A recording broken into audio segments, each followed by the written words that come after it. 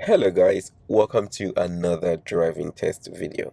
Before I go on with this video, um, may I just remind you that when you're picking your test centers, for whatever reason it is, make sure that you are prepared for it. And this is because when you pick a test center that is so far away, remember that there's nothing that is guaranteed.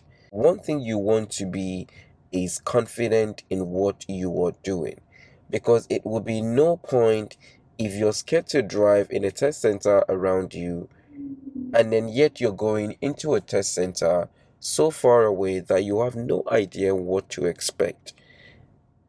So here we have a test center with a high pass rate, about 64% high pass rate, and we have still gone and failed for something that could have been avoided.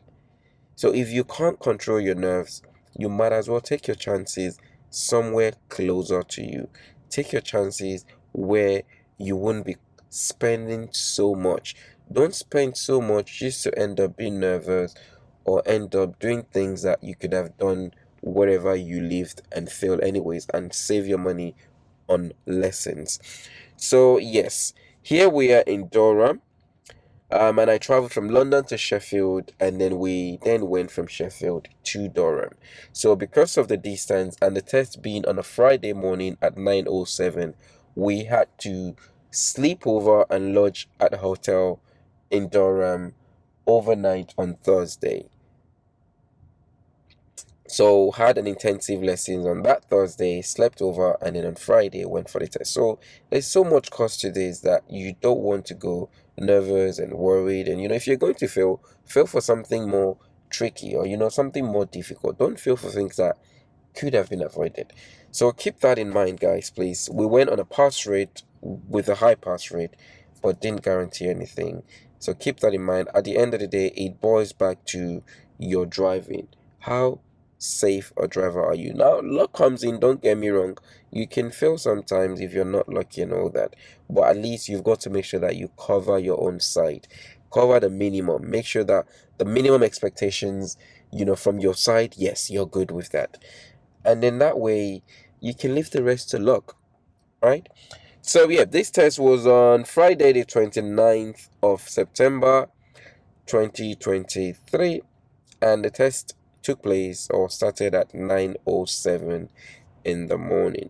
The test was a fail with 5 minor faults and one serious fault, and this was at a roundabout. So we're going to see if we can pick this up from the video now. I've asked for the faults to be sent to me, but unfortunately I haven't received this. So we're just going to watch through the video and see if we can pick out where these five minor faults are called. But I remembered the serious fault because the examiner did mention that. So it was at a roundabout. So Lena stopped unnecessarily towards a roundabout and then later continue moving on. And he did mention that that affected the cars that were behind. So we'll see if we can pick that up on the video. So yep, stay tuned, get your popcorn, and let's watch through it.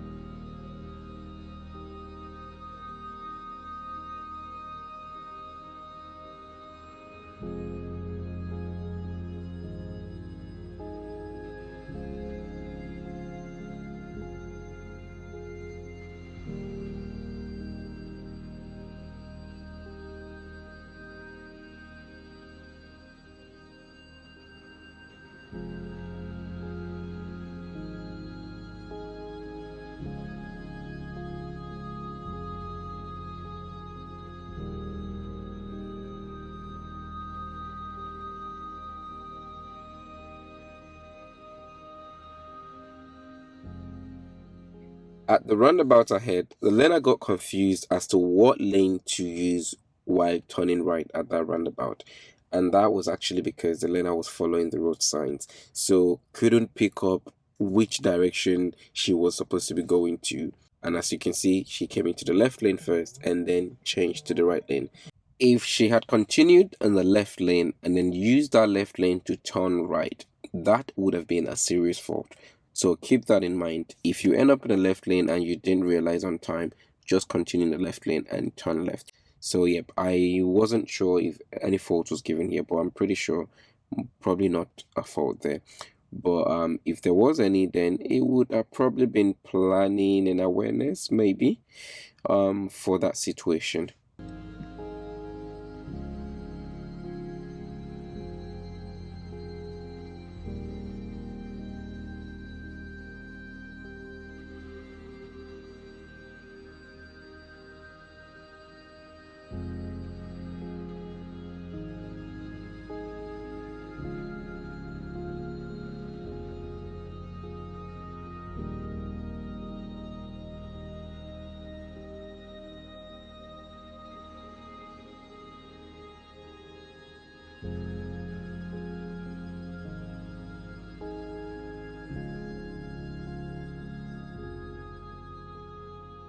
Now, up ahead is where she got the serious fault.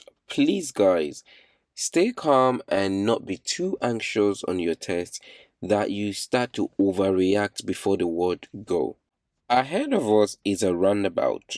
So if you're driving on this road, you are to be going straight as normal, while the roundabout is on the right. So we're not affected by what is going on at that roundabout. But however, anyways, there is a drive on the left, and this is where the problem came.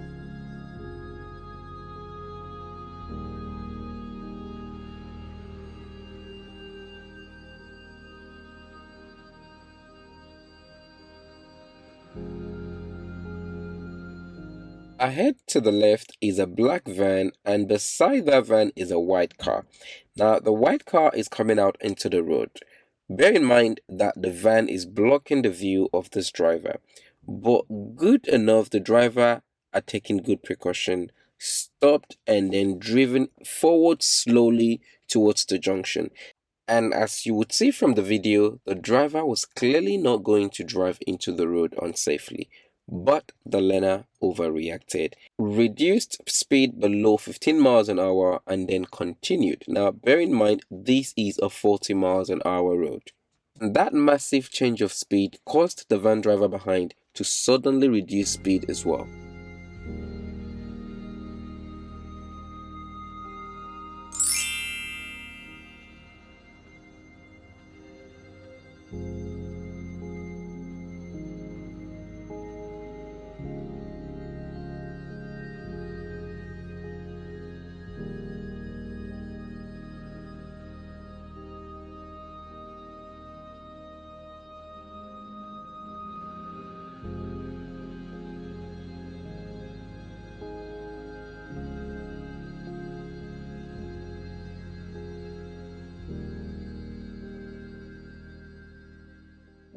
During the test, the examiner did mention that the learner took a wrong turn at a roundabout, I believe twice, but this was not marked as a fault. So this is just to remind you again that when you make a mistake by taking a wrong turn, don't worry too much about it. This is normal and is not a fault. Don't kill yourself over it. Don't panic over it. And don't start thinking about it that you then fail to react to things ahead of you or even fail to plan ahead of you. So keep that in mind. Or even if you find yourself in a wrong lane or in a wrong position at the last minute, just follow whatever the direction on that road or that floor, sorry, that lane or that floor marking is. Don't go against the floor marking.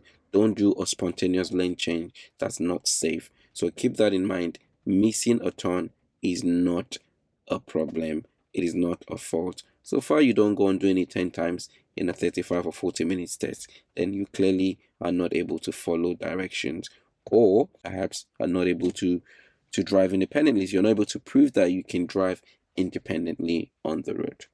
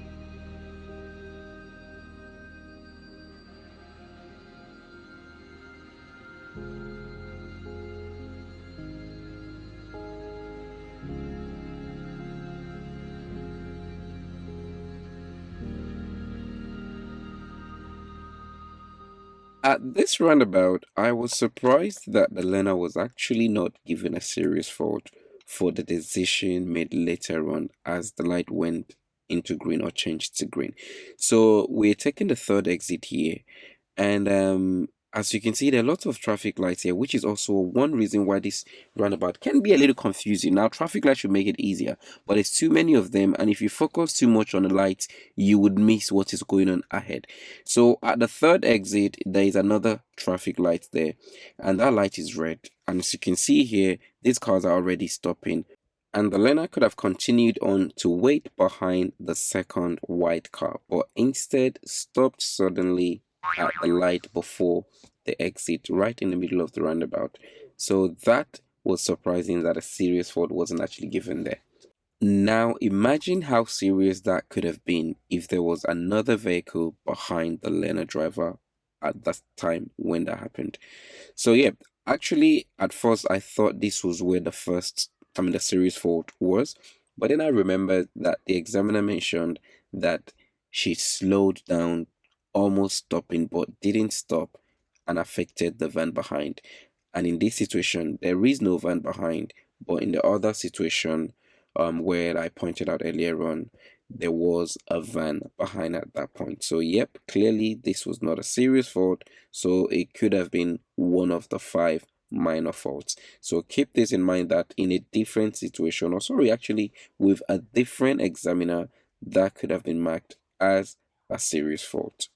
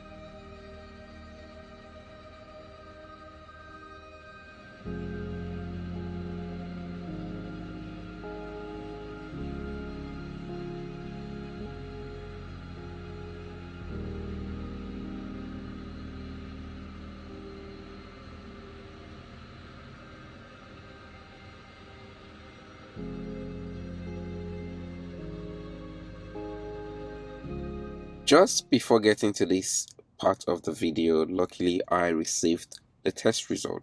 So we can now try to identify where some of the faults were made. I mean, if that has not happened yet.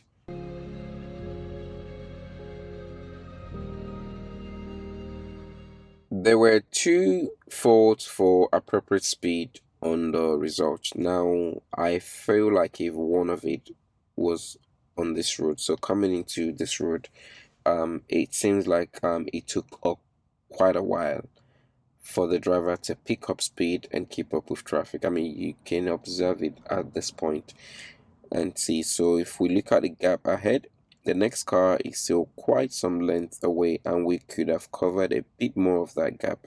And at the moment, we're now eventually getting to 43 and 44 and 45.